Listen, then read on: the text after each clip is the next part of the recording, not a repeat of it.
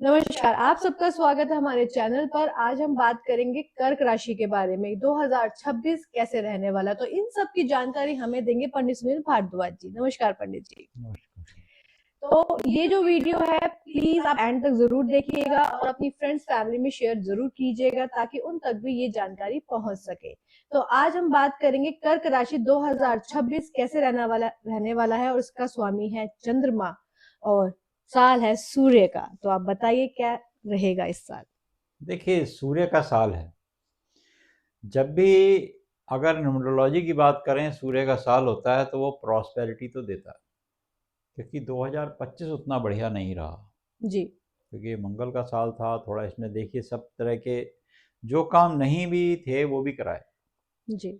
मगर सूर्य के साल आते आते और आपकी चंद्रमा की राशि है, तो आपको एक चीज तो बहुत अच्छी होगी, आपको मेंटल जो एक अनबैलेंस था ना, पीस ऑफ माइंड जो नहीं था, वो मिल जाएगा। ओके। ये इंपॉर्टेंट बात है, जी। पीस ऑफ माइंड मिलेगा। हालांकि आपके जो वर्ष के आरंभ से लेके राहु अष्टम भाव में संचार करेंगे, वो भी एक हम्म। मैटर है, तो वो भी आपको थोड़ा सा कष्ट देगा। मगर कुल मिलाकर देखें तो उतना कष्टकारी साल नहीं है, बल्कि अच्छा साल रहेगा। जैसे आपने बताया साल तो अच्छा रहेगा, मेन होता है हेल्थ। अगर हेल्थ अच्छी रहेगी तभी ये हम बाकी चीजों पे ध्यान दे पाएंगे। तो हेल्थ का बताइए सबसे पहले कि हेल्थ कैसे रहने वाली है। देखिए, जल तत्व की ये राशि है जी। और कफ के रोग आपको हमेशा लगेंगे। वात पित्त कफ जो होते हैं ना हमारे यहाँ, कफ एक वेस्टेज है, हमारे पित्त का भी वेस्टेज है। हम्म। तो इसके करीब 18 से 20 रोग करीब माने गए हैं, जो कहे गए हैं हमारे आयुर्वेद में। तो उससे व्यक्ति जब भी पीड़ित होगा तो उसको प्रॉब्लम रहेगी। और कफ का प्रधान कहा गया है कि हमारे शरीर में कहाँ होता है, वो भी बताते हैं हम लोग हम्म। बार बार। मगर कफ से संबंधित चीज़ों में ठंडा और गर्म मौसम का जब भी परिवर्तन होगा, एटमॉस्फेयर में जब भी मिक्सिंग होगी, तो वो आपके लिए पॉइजनिंग होगा। ओके। ध्यान रख लीजिए इस बात को। हम्म। बाकी प्रत्येक शरीर पर निर्भर करता है, ये हम्म। भी आपको बात बता दें। हर शरीर की अपनी वैल्यू होती है। जैसे हमारी शक्ल एक की दूसरे से नहीं मिलती, हमारा मुखमंडल दूसरे से नहीं मिलता, हमारी आवाज़ दूसरे से नहीं मिलती, हमारे चरित्र गुण ये दूसरे से नहीं मिलते, बहुता नहीं मिलते, और मिले ही नहीं है। भगवान के पास पता नहीं कितनी डाई हैं।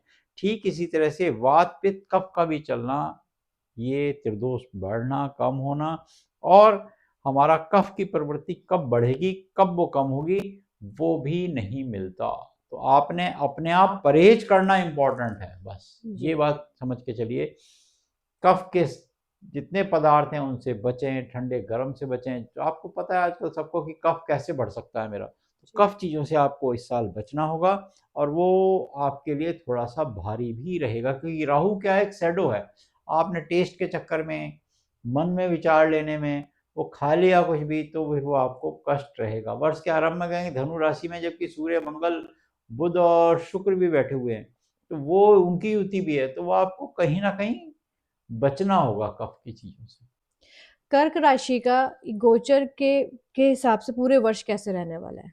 देखो, कर्क राशि के गोचर में ये बात तो स्पष्ट है, जैसे हम बोल रहे हैं आपको, कि वर्ष के आरंभ से 5 दिसंबर तक का जो समय होगा, जी। आपका राहु अष्टम भाव में रहेगा। ये एक इम्पॉर्टेंट बात है। काफी और लंबा अष्टम समय भाव है। में रहने से आपको वो भयभीत करेगा। हम्म। कहीं मुझे इससे बीमारी तो नहीं हो जाएगी, मुझे ये तो नहीं हो जाएगा, मुझे वो तो नहीं हो जाएगा। हम्म। आपको हर समय एक पैनिक सिचुएशन बना के रखेगा, मेरी आयु को क्षीण तो नहीं कर देगा, हम्म। आयु कहीं मेरी कमजोर तो नहीं होगी। जबकि द्वितीय भाव, तृतीय भाव, सप्तम, चतुर्थ, सप्तम और अष्टम, यहाँ पे जो प्लेनेट टकराएगा महादिशा अंतरदिशा में, वो आपके लिए कष्टकारी होगा। वहां पे मार्केश टकराएगा, ध्यान रखिएगा इस बात को।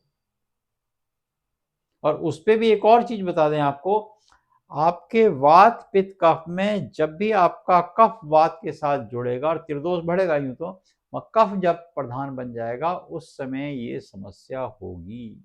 इसलिए अब जिन लोगों की कुंडली में ऐसे योग बनेंगे तो वो अपने आप समझ लीजिएगा। तो ऐसे में भयभीत नहीं होना गोचर से। वायु विकार होने की संबंधी जितने भी रोग होते हैं वो आपको हो सकते हैं। वात, क्योंकि हमने बताया वात के बिना कुछ नहीं, वात तो मूवमेंट ले जाए, कफ को वो वहीं ले जाके अटैक करेगा।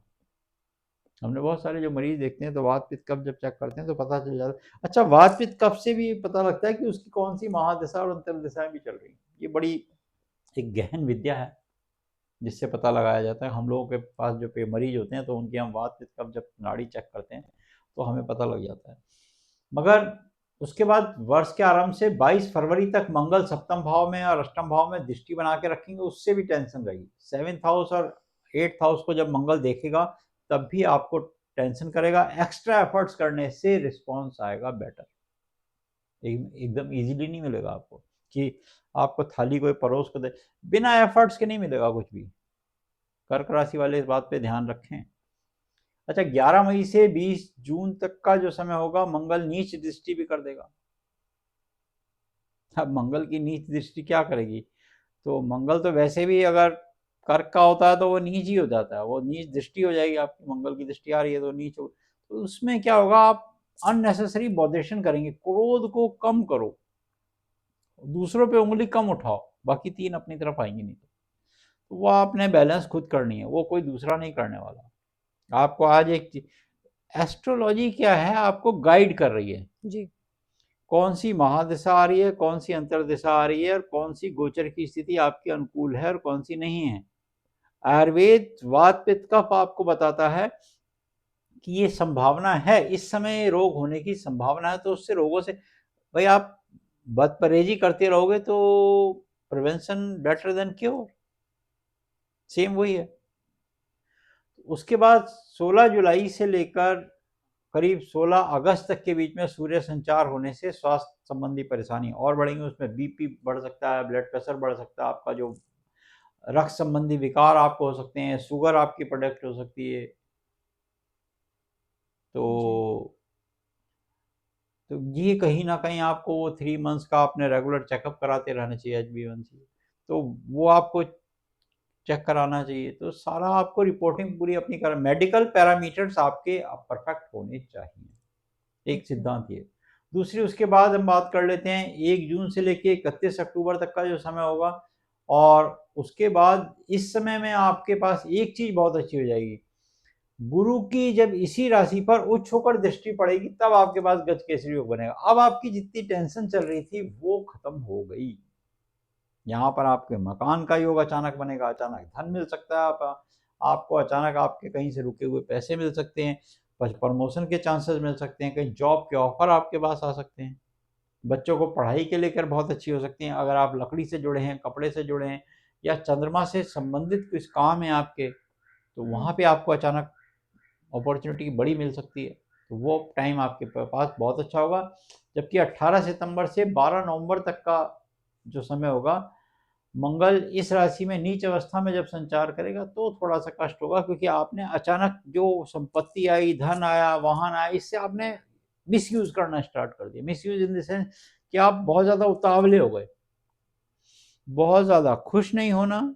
जब ज़्यादा आए तो बहुत ज़्यादा उतावलापना नहीं दिखाना, उसको संचय करके रखना, एक लिमिट में चलना, अपनी मर्यादाओं में रहकर अगर आप चलेंगे 2026 में कर्क राशि वाले, तो उनको बहुत सारे फायदे मिल सकते हैं। बट मान लीजिए धन संपत्ति बहुत आ गई, आपने कफ प्रधान चीजें लेनी शुरू कर दी जुलाई के बाद से, तो क्या करेंगे? 16 जुलाई के बाद से जब आपने लेनी शुरू कर दी तो फिर बहुत आपके संबंधी रोग तो देंगे ही देंगे आपको। सारा कफ, कफ क्या है, यहाँ पे आता है हमारे।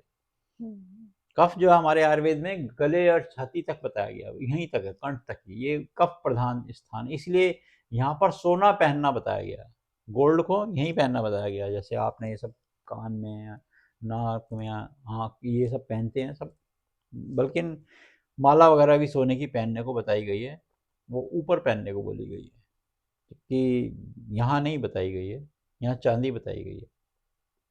इसलिए हमारे भी हाथ में आपको कुछ नहीं मिलेगा, अंदर गले में मिलेगा आपको। तो वो आयुर्वेद में हमारे कहा गया है कि कफ कहाँ होता है, वो सोना जो है उसको शांत करता है। ऐसे में व्यक्ति को उपाय में बताया जैसे जाए। अगर कोई सोना नहीं पहन सकता, और जैसे आपने बताया कि कफ वगैरह काफी दिक्कत कर सकता है ये साल, तो कोई रत्न पहन सकते हैं? तो ये मोती रतन, मोतियों का पानी पी लें, मोती कबर्ड में डाल दें, उसका पानी पी लें, और अच्छा। चंद्रमा आपका शांत रहेगा, चंद्रमा तो आपको टेंशन नहीं करेगा। एंजाइटी डिप्रेशन जो है उसका कोई इलाज नहीं है, उसका इलाज है आपका सेटिस्फैक्शन। आपको संतुष्टि रखनी होगी, और जब आप अपने आप से सेटिस्फाई होंगे तब आप इस काम को करने में कैपेबल होंगे। अदरवाइज वो आपकी ऑरा कमजोर करेगा, आपका ऑरा कमजोर होगा, आपके अंदर डिमोरलाइज करेगा, वो आपके अंदर आपको खुद ही डिमोरलाइजेशन स्टार्ट हो जाएगा। आपने खुद को बाहर लाना है, अपनी एनर्जी लेवल को हाई करना है, और कॉन्फिडेंस लेवल को बहुत ज़्यादा बढ़ा के रखना है, और थिंक पॉजिटिव ऑलवेज। मोती रतन, गले में मोतियों की माला पहन लो, गले में नहीं पहन सकते तो आप जो है छोटी उंगली में 11 रत्ती का मोती, 11.25 रत्ती का मोती पहन लो। ये भी नहीं कर सकते तो किसी कांच के बाउल में डाल दो, गोल्ड के साथ डाल दो, आपका कफ भी कम होगा। अच्छा, वो शांति है, गर्म है, वो गर्मी चाहिए ना। अच्छा, कफ का एक समय और बताए थे, हमारे आयुर्वेद में लिखा गया है कि इसका समय सुबह 6 बजे तक होता है। अच्छा। प्रातःकाल से भोर से 6 बजे तक रहेगा इसका समय। इसके हर एक हमारे यहाँ आयुर्वेद में, चरक ने तो बहुत अच्छा बोला भी है इस पे, कि लिखा भी है चरक ने, तो सुश्रुत ने भी लिखा है, तो वो तो हमारे सर्जन हैं, बट उन्होंने ये बात बताई है कि ये पीरियड 6 बजे तक होगा। इसलिए सवेरे सवेरे जो आलस होता है वो कफ की वजह से आलस होता है। अगर आप 6 बजे से पहले उठेंगे तो आपको कफ आलस होगा ही नहीं पूरे दिन। और आलस से क्या मिलता है? आलस कटु विद्या न धनम, आलस से आपको कुछ मिलता नहीं है। तो कफ का समय है सवेरे 6 बजे। अगर आप कफ से बचना चाहते हैं तो 6 बजे से पहले उठना शुरू कर दो, आपको कफ के रोग ही नहीं होंगे। और जो 6 बजे के बाद तो फिर उन्हें आलस आएगा उठने में। आप देखा होगा ना, जो बच्चे बहुत देर तक, जैसे 6 बजे के बाद 7-8 बजे तक सोते हैं, फिर उनको उठाओ, नहीं उठने का मन, फिर उनको 10 बजे तक सुला दो, 11 बजे तक सुला दो, सोते रहेंगे, क्योंकि फिर तो कफ जो है सिर चढ़ के बोल रहा है। आयुर्वेद कहता है कफ हमारा फिर हमें नींद लाता है, डाउजीनेस लाता है। वो कफ ही तो है, वो कफ की वजह से नींद आएगी आपको, डाउजीनेस आपको थोड़ा थोड़ा रहेगा। कफ पे ध्यान देने की जरूरत है, कफ पे ध्यान देने की जरूरत है, नहीं तो आपको हेल्थ इश्यूज रह सकते हैं।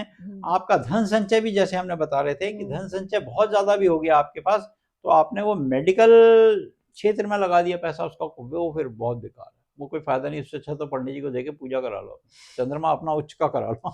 जी जी जी। तो थैंक यू सो मच। जाते जाते एक उपाय बता दीजिए कि इस साल क्या महा उपाय करना चाहिए।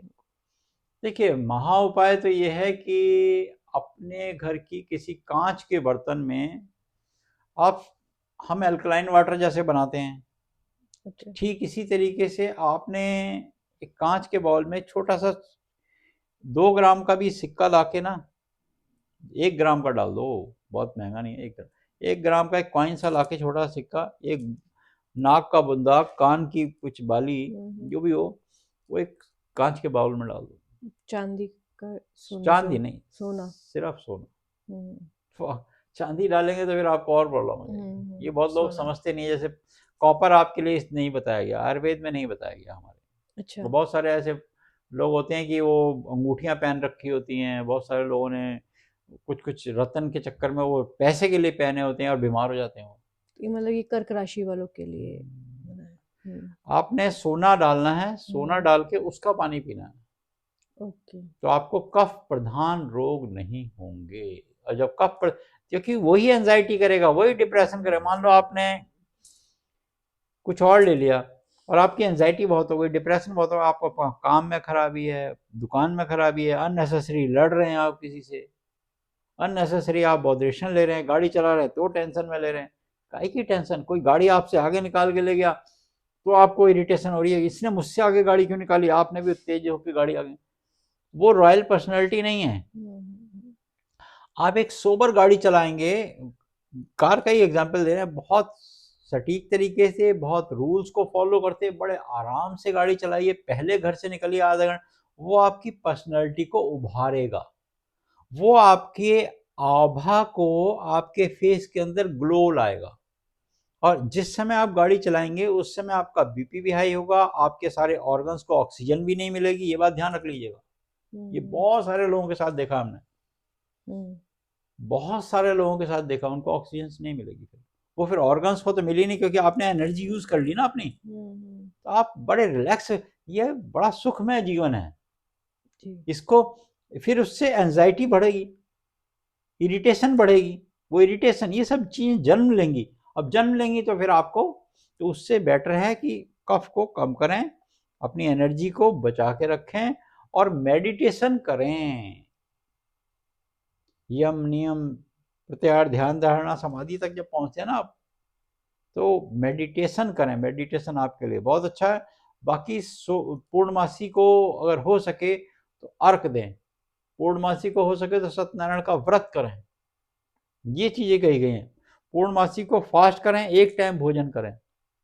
और कर्क राशि वालों को एकादशी व्रत करना चाहिए, जी। क्योंकि कर्क राशि वालों को चावल नहीं खाने चाहिए, क्योंकि चावल खाने से फिर उनको कफ भी बढ़ेगा और बहुत सारी बीमारियां जन्म ले सकती हैं। बहुत बहुत धन्यवाद आपका कि आपने हमारे व्यूवर्स को इतनी अच्छी जानकारी दी। आप लोगों को ये वीडियो कैसा लगा कमेंट बॉक्स में कमेंट कीजिएगा। लाइक शेयर और सब्सक्राइब करना मत भूलिएगा। जय श्री राम।